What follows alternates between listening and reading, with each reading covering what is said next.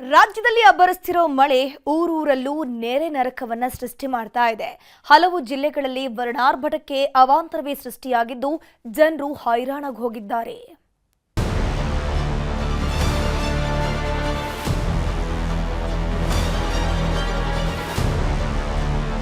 ಇಷ್ಟು ದಿನ ಸೈಲೆಂಟ್ ಆಗಿದ್ದ ಮಳೆರಾಯ ಮತ್ತೆ ಅಬ್ಬರಿಸೋದಕ್ಕೆ ಶುರು ಮಾಡಿದ್ದಾನೆ.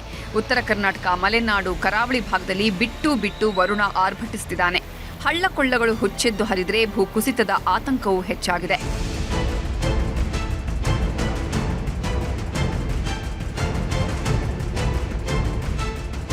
ಮಹಾರಾಷ್ಟ್ರದ ಪಶ್ಚಿಮ ಘಟ್ಟದಲ್ಲಿ ಮತ್ತೆ ಮಳೆ ಅಬ್ಬರ ಶುರುವಾಗಿದೆ. ಪರಿಣಾಮ ಬೆಳಗಾವಿ ಜಿಲ್ಲೆಯ ನಿಪ್ಪಾಣಿ ತಾಲೂಕಿನಲ್ಲಿ ದೂದ್ಗಂಗಾ ನದಿ ಹುಚ್ಚೆದ್ದು ಹರಿಯುತ್ತಿದೆ. ನದಿಗೆ ಅಡ್ಡಲಾಗಿ ಕಟ್ಟಿರೋ 4 ಸಂಪರ್ಕ ಸೇತುವೆಗಳು ನದಿ ಅಬ್ಬರಕ್ಕೆ ಸಂಪೂರ್ಣ ಜಲಾವೃತವಾಗಿವೆ. ಇದರಿಂದ ಹಲವು ಗ್ರಾಮಗಳಿಗೆ ಸಂಪರ್ಕ ಕಟ್ಟಾಗಿದೆ.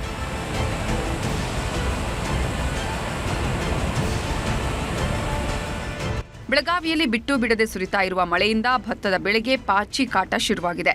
ಯರಮಾಳ, ವಡಗಾವಿ, ಶಹಾಪುರ ಭಾಗದ ರೈತರು ಪಾಚಿ ಕಾಟಕ್ಕೆ ಸುಸ್ತಾಗಿ ಹೋಗಿದ್ದಾರೆ. ಈ ಪಾಚಿ ಕಾಟದಿಂದ ಸಂಪಾಗಿ ಬೆಳೆದಿದ್ದ ಬೆಳೆ ಸರ್ವನಾಶವಾಗಿ ಹೋಗಿದೆ.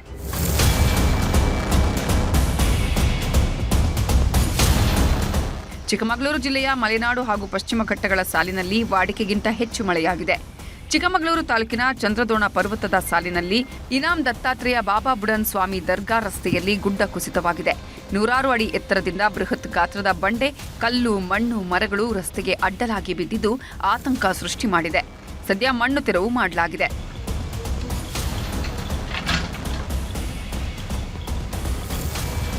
ಗದಗ ಜಿಲ್ಲೆಯಲ್ಲೂ ವರುಣನ ಆರ್ಭಟಕ್ಕೆ ರೈತರು ತತ್ತರಿಸಿ ಹೋಗಿದ್ದಾರೆ.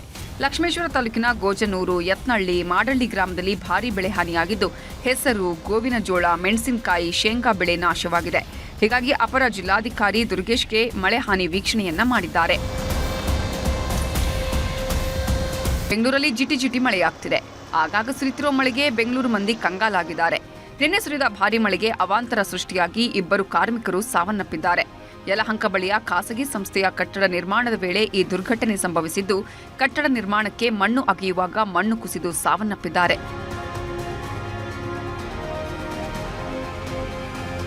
ಮುಂದಿನ 2 ದಿನಗಳ ಕಾಲ ರಾಜ್ಯದ ಹಲವೆಡೆ ಭಾರೀ ಮಳೆಯಾಗಲಿದೆ ಅಂತ ಹವಾಮಾನ ಇಲಾಖೆ ಮುನ್ಸೂಚನೆ ಕೊಟ್ಟಿದೆ.